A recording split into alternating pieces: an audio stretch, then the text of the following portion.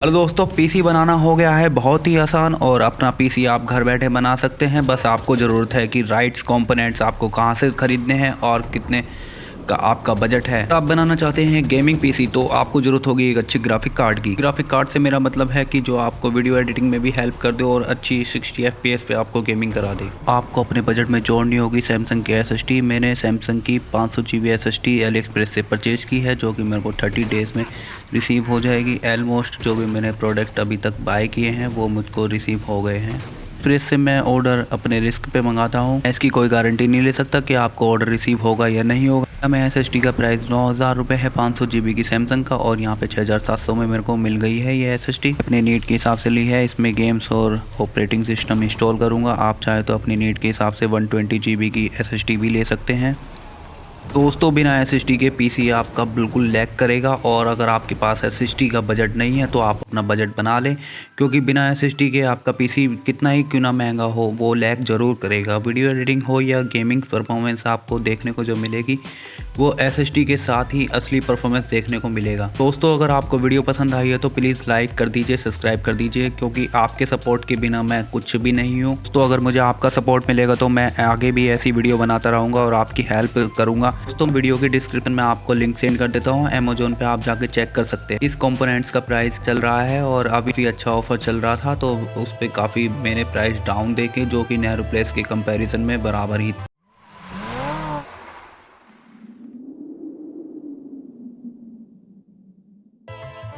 आज हम बनाने जा रहे हैं 57K का बजट पीसी बिल्ड। जो हमने 45K का बजट पीसी बनाया था उसमें i3 प्रोसेसर लगाया था 8100। इसमें हम लगाने वाले हैं 8400 i5 का 8 जनरेशन प्रोसेसर है। आपको मिलते हैं 6 कोर 6 थ्रेड, और ये LG A1151 का सॉकेट है इसमें लगा। बाकी सारे हमारे कंपोनेंट सेम हैं। हम GTX 1050 Ti का यूज़ कर रहे हैं इसमें।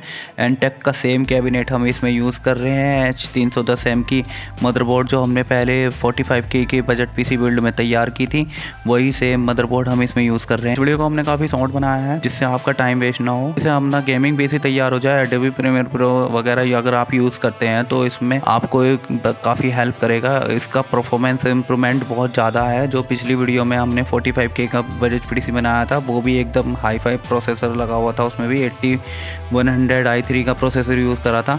इसमें हम i5 यूज़ कर रहे हैं 84। दोस्तों, मैंने चेक किया था अमेजोन पे कुछ सेल आई थी तो काफ़ी सस्ते में मिल रहे थे ये प्रोडक्ट। अगर आप दिल्ली में नहीं रहते, नेहरू प्लेस नहीं जा सकते, तो आप अमेजोन से भी परचेज कर सकते हैं। आपको इसकी FPS की वीडियो बना के दूंगा। गेम्स कौन कौन से प्ले हो सकते हैं इसमें। वैसे तो ऑलमोस्ट सारे ही गेम प्ले कर सकते हैं हम इसमें।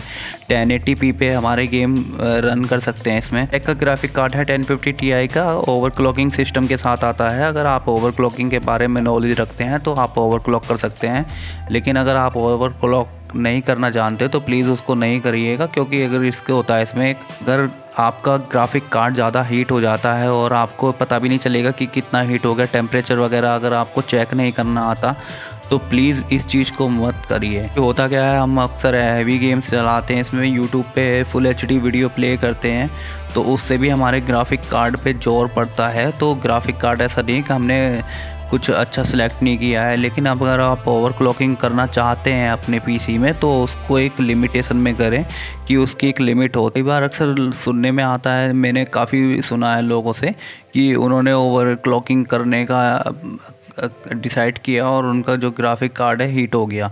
हीट यही प्रॉब्लम होती है कि अगर आप ओवरक्लॉकिंग कर रहे हैं तो उसको देखभाल में कीजिए कि उसकी जितनी लिमिट है उसके हिसाब से कीजिए। अगर ज़्यादा ओवर लिमिट कर देंगे आप उसकी, जैसे फ़ैन की स्पीड है, आप फ़ैन को घुमाए जा रहे हैं उसमें ओवर स्पीड पे कर दिया, उससे कोई ग्राफिक कार्ड ठंडा नहीं होगा। आपकी जो हीट सिंक है वो सारी उड़ जाएगी, वो ख़राब हो जाएगी ग्राफिक कार्ड पे जो लगी होती। मैं आपको प्रोसेसर लगा के दिखा देता हूँ। ये हमने प्रोसेसर को ओपन कर लिया। 8400 का i5 का प्रोसेसर लगा रहा हूँ मैं इसमें।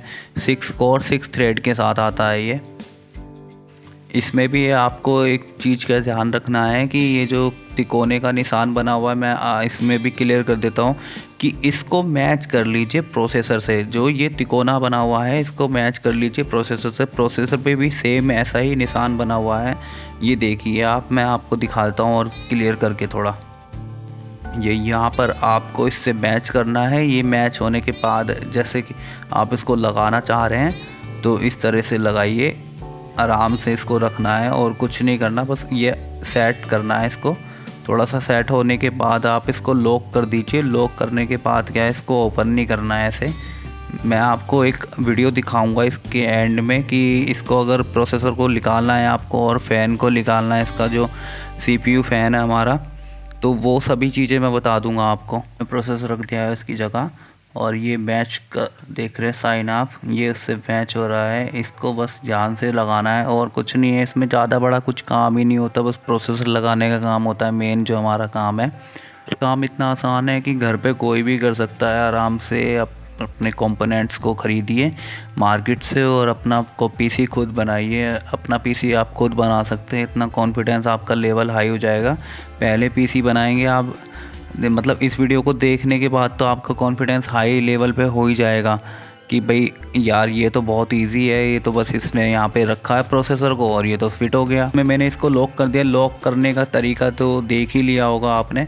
अब फ़ैन को जो है इसकी 4 लेग्स होती हैं, इसको 4 लेग्स को आराम से इस पर रख दीजिए। इसमें एक होल होते हैं मदरबोर्ड में, उस पर ये सेट हो जाते हैं। ये मदरबोर्ड पे इसको रख के थोड़ा सा मदरबोर्ड को उठाइए। मदरबोर्ड हल्का सा उठाने के बाद मेरा ये फ़ैन सेट हो जाएगा। इसको प्रेस कर दीजिए और अगर आपने वायर थोड़ी कनेक्ट गलत कर दी है कि आपकी वायर फ़ैन कनेक्टर तक पहुंच नहीं रही है, तो उसका भी एक तरीका है, मैं आपको बता देता हूँ। लेग्स होती हैं इसकी, ये मेरे को जो टूल मिला है मैं इससे ओपन कर रहा हूँ इसको। ये थोड़ा स्लाइड करके करना है इसको और चारों तरफ सेम प्रोसेस करना है आपको और कुछ नहीं करना।